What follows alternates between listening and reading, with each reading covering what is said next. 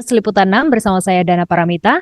Hari ini Presiden terpilih Prabowo Subianto dikabarkan ini akan memanggil para calon menteri yang akan mengisi jajaran kabinetnya. Siapa sajakah mereka? Yang pasti nanti akan ada laporan langsung di lapangan seperti apa suasana di Kertanegara dan siapa-siapa saja yang nanti akan dipanggil ke sana. Tapi sebelumnya kita bisa saksikan dulu saat ini suasana di Kertanegara. Tadi terakhir yang kami dapatkan informasi dari reporter kami Agi Kurnia Sandi yang sudah ada di lapangan. Tadi Presiden terpilih Prabowo Subianto sudah masuk ke dalam kediamannya yang ada di Kertanegara Jakarta Selatan bersama dengan Sufmi Dasko juga. Nah, yang terlihat di sini tampaknya memang awak media sudah mulai berkumpul di Kertanegara. Iya, ini dia suasana terkini dari kediaman Presiden terpilih Prabowo Subianto jelang pemanggilan calon menterinya. Sudah dijaga ketat tampaknya, awak media juga sudah berkumpul di sana. Kita lihat saja karena memang informasi yang kami dapatkan siang ini, para calon menteri yang akan dipilih begitu ya untuk mengisi jajaran kabinet akan dipanggil oleh Prabowo Subianto jelang pelantikannya pada 20 Oktober mendatang. Nah, sembari kita memantau kondisi di Kertanegara, kami ajak Anda dulu untuk berbincang bersama dengan pengamat politik dan juga Direktur Eksekutif dari Trias Politika Strategis bersama dengan Mas Agung Baskoro. Selamat siang, Mas Agung. Selamat siang, Mbak Dana. Terima kasih, Mas, sudah bergabung bersama Breaking News Liputan 6. Ini kita mau tanya-tanya nih, karena tampaknya ini dinamis sekali ya jelang pemanggilan para calon menteri Prabowo Gibran begitu. Yang pengen saya tanyakan ke Mas Agung, Ya, saya mengamati ini soal gaya pemanggilannya Prabowo yang menurut saya ini gaya yang juga dipakai oleh Pak Jokowi pada 2019 lalu gitu. Kalau menurut Mas Agung sendiri gimana, Mas? ya kalau disederhanakan ini sedang mencari Kertanegara idol, Mbak Dana. Jadi kalau seorang idol itu kan biasanya punya apa ya, kategori ya, kemudian kekhasan, kriteria seperti itu dan para calon-calon menteri yang dipanggil ini saya kira juga punya kategorisasi tadi ya, kekhasan itu apakah dia dari kalangan politik, apa dari kalangan teknokratik atau memang sesuai dengan harapan publik. Jadi tiga hal itu yang akan mengemuka dan kita lihat apakah nama-nama yang muncul ini dari partai ya, apakah dari relawan atau dari menteri-menterinya Pak Jokowi sebagaimana Pak Prabowo pernah spill di beberapa agenda strategis Gerindra maupun partai lain seperti itu, atau nama-nama baru yang memang dia punya rekam jejak yang tinggi atau memang ada di lingkar-lingkar para presiden-presiden sebelumnya ya, orang dekat Pak Jokowi, orang dekat Pak Prabowo, orang dekat Pak SBY, atau yang menarik orang dekat Ibu Megawati. Jadi kita akan lihat masing-masing yang datang seperti apa dan saya pikir ini akan terus apa ya, dinamis ya Mbak Dana. Kenapa? Karena pun dipanggil ke Kertanegara tak jaminan ya akan dilantik menjadi menteri, karena itu pernah kejadian juga di masa Pak Jokowi di periode pertama sudah memakai kemeja putih, celana bahan hitam, ternyata diganti sama yang lain. Begitu juga cawapres juga di zaman Pak Jokowi periode kedua sudah pakai jas, malah cawapresnya diganti. Jadi datang ke Kertanegara itu satu hal karena ada fit and proper test di sana, tapi dilantik itu lain hal karena uji yang dihadapi oleh masing-masing calon ini beragam ya. Apakah uji publik, uji dari elit politiknya, apakah dia diterima di kalangan koalisi, di kalangan pihak-pihak yang lain, karena ini panjang, tapi siapa yang dipanggil ke sana itu indikasi kemungkinan besar akan dilantik seperti itu. Wow, menarik sekali nih, Kertanegara Idol begitu ya kalau Mas Agung nyebutnya. Nah, Ya. kalau melihat penjelasan dari Mas Agung sendiri, apakah artinya dalam satu pekan ke depan ini masih begitu situasional, artinya masih begitu dinamis, Mas? Kira-kira situasi apa yang bisa mengubah, si A mungkin jadi, si B nggak jadi begitu? Ya, saya kira ada banyak variabel ya, tapi satu hal yang terdekat ini soal pertemuan Ibu Mega dengan Pak Prabowo yang mungkin akan dihelat sebelum pelantikan. Itu bisa sedikit banyak mengubah konstelasi dan dinamika nama-nama menteri yang akan dilantik, Mbak Dana. Yang kedua, bisa juga ketika dipanggil ada nama-nama yang memang punya dalam tanda petik kisah masa lalu yang tak baik di antara atau di internal koalisi Indonesia Maju Plus. Dia diterima di partainya tapi tidak diterima di partai-partai yang lain karena mereka punya kisah masa lalu yang tidak tuntas. Itu juga bisa. Yang ketiga juga bisa karena mungkin tes kesehatan, Mbak Dana. Ada beberapa menteri di masa Pak SBY, bahkan di masa Pak Jokowi itu tidak dilantik. Kenapa? Karena ada masalah kesehatan. Nah, jadi proses-proses teknis dan substantif itu saya kira yang mungkin saja mengemuka dan bisa jadi akan ada perubahan tapi tidak banyak perubahan itu. Mungkin 1 sampai 3 nama lah yang bergeser atau berganti posisi. Jadi pertama itu, yang kedua memang diubah sama sekali, tidak ada dimasuk dalam jajaran menteri. Nah, yang ketiga yang bisa juga apa namanya membuat semuanya menjadi dinamis ketika memang ada kasus yang mengemuka tiba-tiba. Kan kalau di politik yang sebelumnya ada jadi tidak ada, yang sebelumnya tidak ada jadi ada. Begitu Mbak Dana. Jadi jadi banyak sekali faktornya ya Mas ya yang Betul. bisa mengubah dinamisnya siapa saja yang kira-kira dipanggil dan jadi untuk menjadi menteri. Nah, kalau Mas Agung lihat sendiri kemarin kan kita lihat nih sempat ada pertemuan begitu ya antara Prabowo dan juga Jokowi dan ini nggak hanya sekali begitu. Betul, Apakah menurut betul. Mas Agung ini ada obrolan terkait siapa-siapa calon menteri yang nantinya akan mengisi jajaran kabinetnya Prabowo, Mas? Otomatis Mbak Dana. Tapi yang menarik ada faktor G di sana, faktor Gibran ya di pertemuan terakhir di Solo, dan saya kira itu menjelaskan hal lain juga. Jadi sekalian soal transisi pemerintahan yang mulus ya, suksesi politik yang baik dari Pak Jokowi ke Pak Prabowo. Karena ada faktor Gibrannya di sana, ini bagaimana relasinya dengan Pak Prabowo setelah Pak Jokowi tidak lagi menjadi presiden. Karena kita tahu di sana berkelindan soal petun dari petun yang dibawa oleh PDIP ya yang akan diputuskan tanggal 24 Oktober. Kemudian ada soal-soal akun Fufu Fafa yang viral beberapa kali.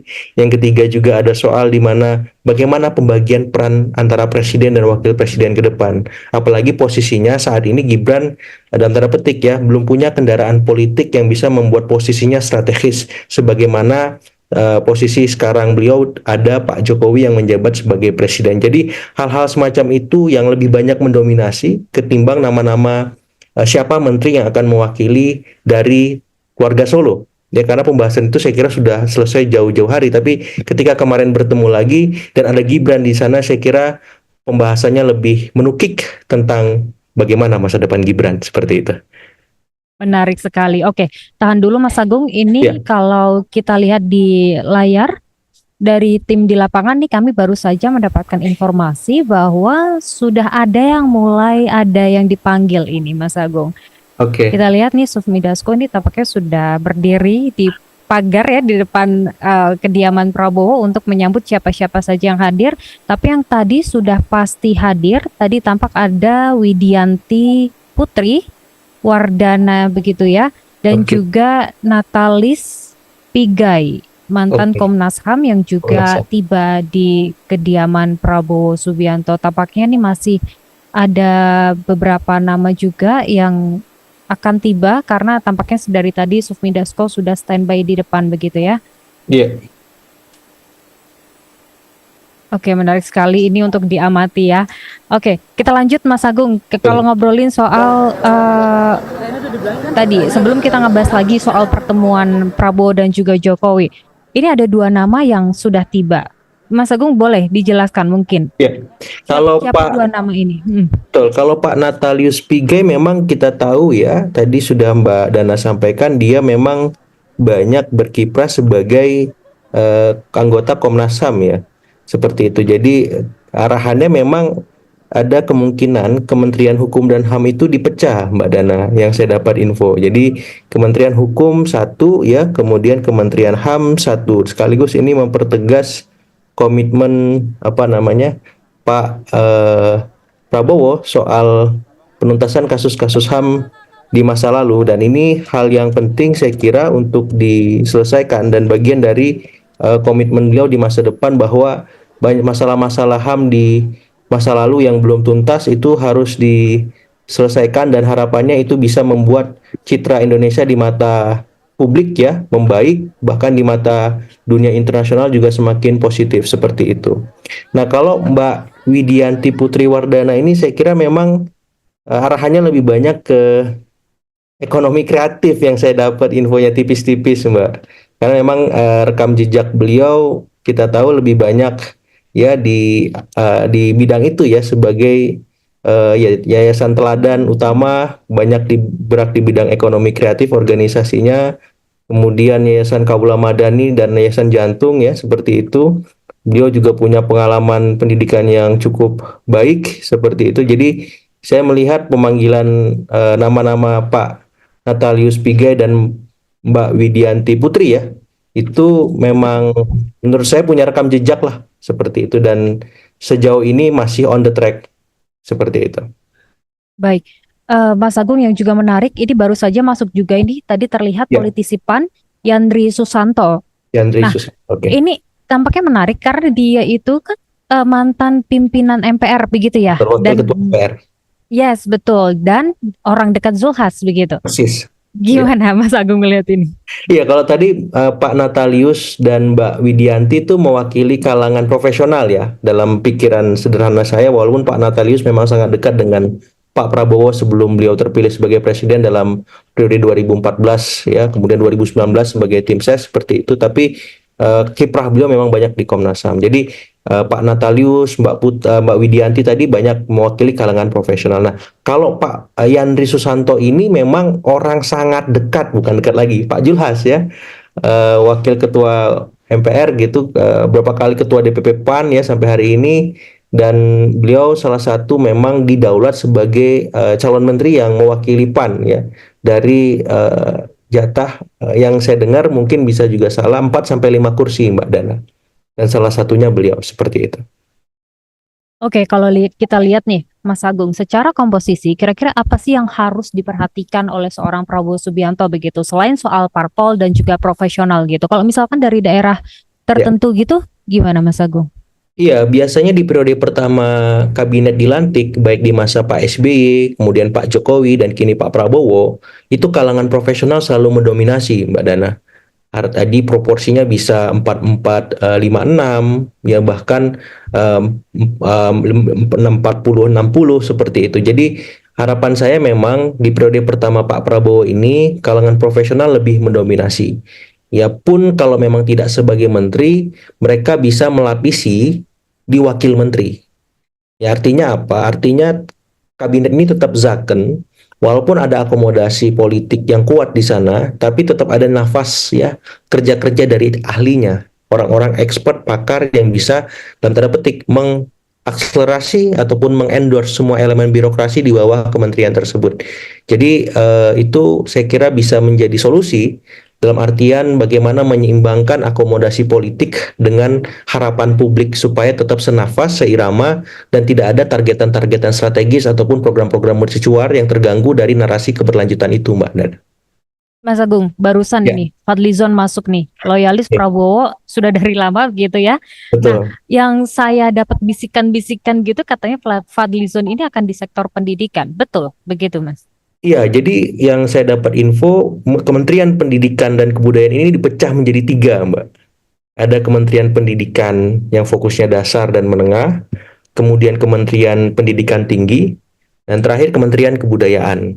Nah, bisa jadi informasi saya kurang tepat, tapi Pak Fadlizon katanya Menteri Kebudayaan, katanya. Jadi ya menurut saya kalau melihat rekam jejak Bang Fadlizon ya menurut saya ya oke-oke saja Menteri Kebudayaan karena beliau kan pecinta budaya ya, banyak ikut komunitas apa benda-benda sejarah setahu saya ya, perangko kuno, koin, buku-buku, keris, macam-macam tuh Bang Fadli. Jadi kalau beliau ditempatkan di Kementerian Kebudayaan saya kira bagus dan ya pas lah beliau bisa mewakili kalangan profesional karena memang expert di sana, tapi juga bisa mewakili kalangan politik dalam hal ini sebagai perwakilan dari Gerindra karena jabatan beliau sebagai wakil ketua umum seperti itu. Oke, menarik ini. Tapi sekali lagi, kalau kata Mas Agung tadi, siapa yang datang belum tentu ya Mas ya, sampai nanti benar-benar benar-benar Dilantik. dilantik begitu ya. Anything can Ya, happen, apalagi nanti selama seminggu ini ya, selama apa betul. jelang pelantikan Pak Prabowo Subianto. Oke, kalau kita lihat situasi terkini di Kertanegara, tampaknya masih belum ada yang datang lagi ya, kecuali tadi ada berapa nama tadi? Empat Ya, nama empat ya yang nama. tadi sudah Ya, mulai datang, betul. Ada Widianti Putri Wardana, kemudian Natalius Pigai, kemudian Yandri Susanto dan juga Fadlizon. Nah, ini baru saja masuk, terlihat Yusron, ya, ini baru saja masuk Nusron ya, Wahid ke dalam kediaman Prabowo Subianto. ya. Oke, ini kira-kira cocoknya jadi apa nih Mas Agung? Kalau Pak Nusron ini memang endorse-nya banyak ya. Heeh. Langsung dari Ketum Golkar, Pak Bahlil dalam sebuah acara ya, beliau menyampaikan kalau dilihat tampangnya ini Pak Nusron ini cocoknya jadi menteri katanya. Setuju, setuju. Saya baca beritanya itu kan. Wah, kalau ketua umum yang endorse langsung ya berat kalau dibatalin. Jadi mewakili Golkar Pak Nusron jelas di kampanye Prabowo Gibran kemarin juga garda terdepan ya, seringkali tampil sebagai juru bicara ya yang merespon isu-isu strategis ya. Kemudian yang ketiga ya dulu kan beliau sempat menjadi ini ya Mbak ya, kalau saya tidak salah badan untuk mengurusi tenaga kerja migran ya kalau saya tidak salah dulu di masa Pak SBY seperti itu, dan mungkin sekarang bisa saja amanahnya berbeda ya Oke. kalau saya dapat informasi ATR ya seperti itu, agraria dan tata ruang kalau saya tidak salah informasi nya seperti itu, bisa juga tetap di bidang yang sama seperti itu soal tenaga kerja. Mas Agung, coba kita lihat lagi Ya, di visual yang didapat oleh tim liputan. Barusan Gus Ipul masuk juga ke kediaman Prabowo Subianto. Kira-kira oke. jadi apa nih? Apakah mensos lagi, Mas Agung? Atau yang Iya, lain? kemungkinannya besar menjadi mensos ya, sebagaimana kita tahu beberapa nama-nama baru yang mengemuka yang kemarin dilantik sebagai wakil menteri, Mbak Dana. Apakah itu Pak Thomas Jiwandono, Mas Angga Raka Prabowo, kemudian Kepala Komunikasi Presiden ya, Uda Hasan Nasbi itu. Ya, bisa jadi nama-nama yang sudah dilantik tadi atau Badan Gizi Prof Dadan ya, Dadan gitu, itu bisa jadi tetap menduduki posisinya karena baru saja dilantik dan nafas keberlanjutan di sana.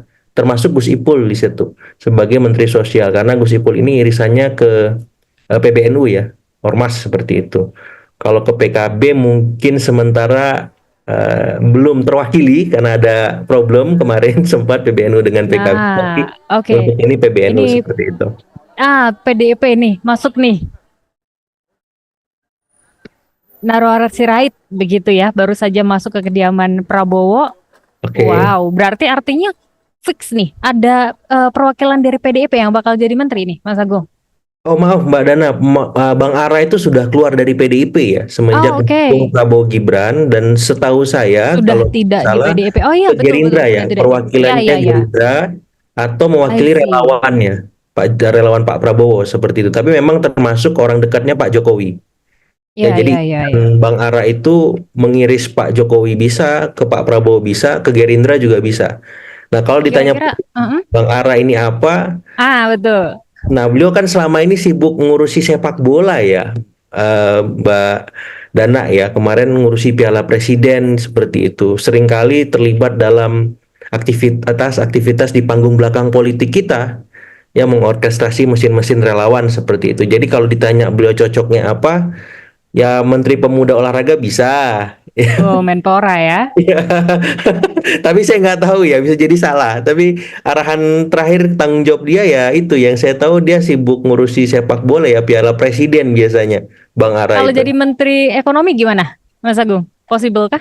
Menteri Ekonomi, nah ini saya baru Iya. dapat insight ini kalau Bang Ara ekonomi. Tapi bisa saja, tidak menutup kemungkinan misalkan soal Menteri Koperasi ya dan UMKM gitu mungkin gitu. Iya, karena beliau juga berbisnis kan sekarang ya, Mas Agung. Betul, betul. Sangat mungkin terbuka peluang-peluangnya seperti itu. Oke. Menarik, menarik, menarik sekali nih. Sudah ada berapa nama berarti nih yang masuk? Satu, dua, tiga, empat, lima, enam, 6 berarti. tujuh. Wow, Ya. Oke. tujuh. Iya. Tadi ada yang terbaru Nusron Wahid, kemudian Gus Ipul dan juga Marwara Sirait. Oke. Oke, kira-kira siapa lagi nanti yang akan datang? Kita sambil memantau ini ya, Mas Agung ya, sambil Ya. memantau situasi terkini di kediaman Prabowo Subianto di Kertanegara. Oke, sekarang saya mau tanya lagi soal menteri-menteri Jokowi yang kemungkinan ini akan masuk juga nih, ditarik juga nih di kabinetnya Prabowo Gibran. Kalau kita Ya, ngomongin soal Budi Ari nih, Mas ya. Agung, beliau ini kan loyalis Jokowi, Mhm. Menkominfo, Ketum Projo, ini juga katanya akan ditarik lagi nih di kabinetnya Prabowo gitu. Kira-kira Iya. gimana? Betulkah seperti itu, Mas?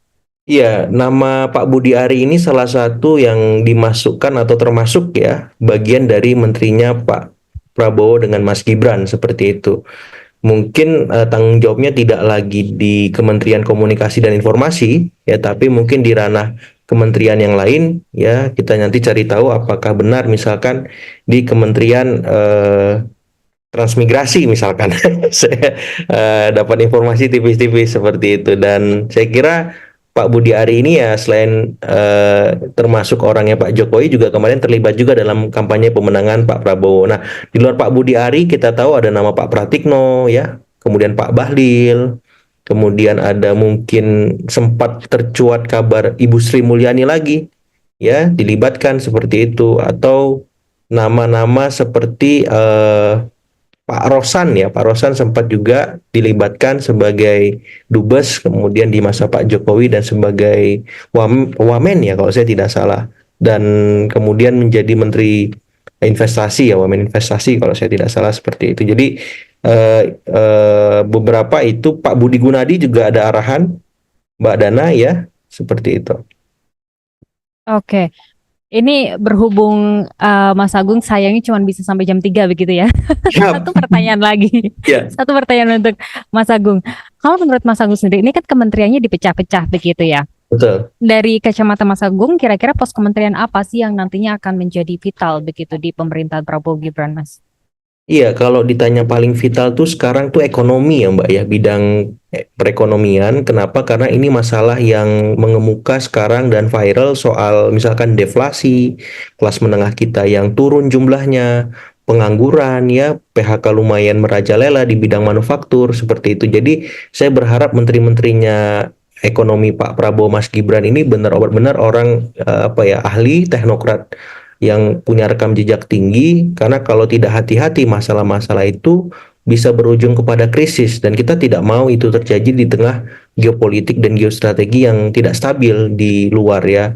Pun di domestik juga udah ada riak-riak yang tidak positif ya soal kondisi ekonomi itu, dan jangan sampai ini bertemu akhirnya bisa menciptakan common sense bahwa ya pemerintah belum maksimal bekerja di bidang ekonomi, dan di hari-hari awal pemerintahan Pak Prabowo Mas Gibran, hal itu jangan sampai terjadi, dan harapannya orang-orang yang terpilih menjadi menteri-menteri ekonomi ini memang benar-benar diseleksi betul ya, dijaga betul kualitasnya, karena kalau tidak bisa membahayakan pemerintahan Pak Prabowo Mas Gibran ke depan seperti itu.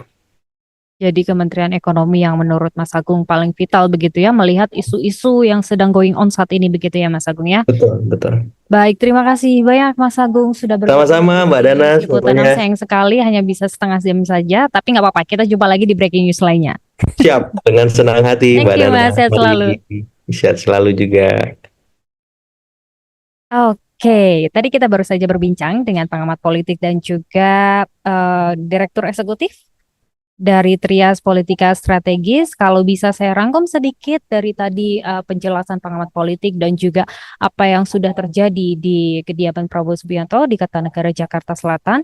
Tadi sudah ada beberapa nama yang masuk ke dalam kediaman Prabowo. Ini ada Widianti Putri Wardana yang pertama kali masuk, disusul oleh Natalius Pigai yang merupakan mantan Komnas HAM. Kalau menurut penjelasan dari Mas Agung Baskoro tadi, pengamat politik yang mengatakan bahwa memang karena kementerian ini akan dipecah nih, Kementerian Hukum dan HAM. Kemudian ada juga politisi PAN, Yandri Susanto. Lanjut yang juga datang, ini ada Fadlizon. Kita tahu Fadlizon ini loyalis Prabowo dari lama ya. Infonya sih akan di sektor pendidikan. Tapi kalau dari penjelasan Mas Agung, ini tampaknya akan di sektor kebudayaan karena memang Fadlizon ini concern sekali ya. Dia budayawan juga begitu. Kita lihat tapi nanti ya benar atau enggak. Kemudian yang juga masuk nggak lama setelah Fadlizon ini ada Nusron Wahid yang menjadi representasi Golkar. Kemudian ada juga Gus Ipul dan juga Marwarar Sirait yang digadang-gadang bisa jadi dia menjadi Menpora atau juga Menteri Ekonomi karena beliau ini pebisnis begitu. Sekarang kita coba lihat lagi di kediaman Prabowo Subianto di Kertanegara, Jakarta Selatan. Awak media ini sudah sedari tadi ya, sedari tadi sudah nangkring di depan di depan kediaman Prabowo untuk memastikan siapa lagi kira-kira nanti yang akan dipanggil.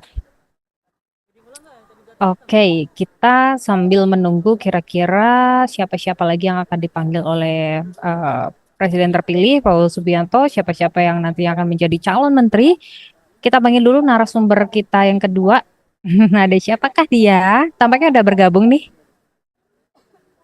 Selamat siang Mas Andi. Siang, Mbak. Halo Mas Andi, Halo, apa siang. kabar? Mas Andi Wijaya, ini adalah Baik. Wasekjen Gerindra. Terima kasih banyak ya Mas Andi Ya, sudah meluangkan waktunya untuk bergabung di Breaking News Liputan Amesyu TV. Mas Andi, oke langsung aja. Ini sudah ada beberapa nama tadi yang datang. Ada Widianti Putri, Natalius Pigai, ada Yantri Susanto, Fadli Zon, Nusron Wahid, Gus Ipul, dan juga Mawarar Sirait begitu. Kalau dari Mas Andi sendiri, gimana sih sebenarnya skema pemanggilan hari ini, Mas Andi? pemanggilan hari ini sebenarnya pertama untuk memastikan ya, Mbak, di nomenklatur kementerian yang akan ditempati. Jadi ini sebenarnya semacam mengonfirmasi kepada kandidat-kandidat tertentu yang akan ditempatkan pada nomenklatur yang sudah disusun Pak Prabowo. Yang pertama itu. Yang kedua, ini dalam rangka untuk melakukan komitmen integritas dan bisa jadi nanti ada fakta integritas gitu terhadap calon-calon menteri yang nanti akan duduk di kementerian. Kan Pak Prabowo sudah menyatakan ya beberapa kesempatan, misalnya jangan coba-coba memanfaatkan kementerian untuk kepentingan pribadi, jangan menggunakan dana APBN ya untuk keperluan di luar dinas pemerintahan misalnya. Jadi itu yang menjadi sorotan beliau, karena kan agar pasar ini bisa tumbuh dengan baik kan salah satunya tata kelola pemerintahan yang bagus. Nah, tata kelola pemerintahan yang baik ini, yang bagus ini kan salah satu cirinya adalah minimnya praktik korupsi. Nah, ini yang Pak Prabowo tekankan. Jadi pemanggilan ini sebenarnya paling tidak dua hal itu yang menjadi concern beliau. Itu jadi calon menteri ini dipanggil pertama untuk mengonfirmasi di pos-pos tertentu. Yang kedua adalah untuk dalam rangka komitmen integritas ke depan ya saat nanti memimpin kementeriannya. Jadi itu aja sih Mbak. Ya selebihnya kalau diskusi program sebenarnya sudah lama dilakukan ya. Sebenarnya secara diam-diam Pak Prabowo ini juga memanggil kandidat-kandidat tertentu untuk diskusi program gitu. Meskipun juga nanti akan ada diskusi program juga ya. Jadi program kementerian ke depan seperti apa, bagaimana melakukan akselerasi terhadap gagasan-gagasan beliau, bagaimana mendeliver secara cepat ke rakyat gitu. Dan itu pasti nanti akan ada diskusi-diskusi khususnya gitu. Jadi itu tujuan hari ini ya Mbak ya memanggil calon-calon menteri tersebut. Begitu Mbak. Mas Andi, menarik tadi Mas Andri mengatakan soal komitmen integritas. Apa sih Mas sebenarnya komitmen integritas ini? Seberapa penting komitmen integritas ini?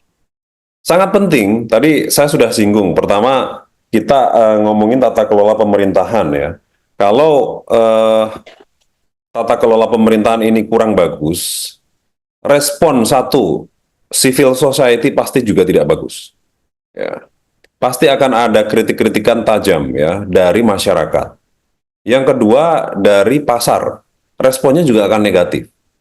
Ya, kita semua tahu ya Indonesia ini secara ekonomi sekarang mungkin bisa dikatakan belum memuaskan. Satu indikasi misalnya rupiah misalnya. Saat Presiden Jokowi dilantik itu kisarannya 12.000. Sekarang semakin melemah. Makin melemah sampai tembus 16.000. Ini kan salah satu contoh. Jadi pelemahannya sangat drastis ya dari 2 sampai berapa itu? 4.000 ya. melemah gitu. Harusnya kan makin menguat, makin 12 ya turunlah ke 8.000 atau berapa, bahkan bisa menyamakan saat Krismon yang lalu gitu. Ini kan, nah kalau tata kelola pemerintahan ini jelek gitu ya, ada korupsi, ada penyalahgunaan kekuasaan, ya, ada mungkin apa namanya konflik politik ya, isu-isu dalam negeri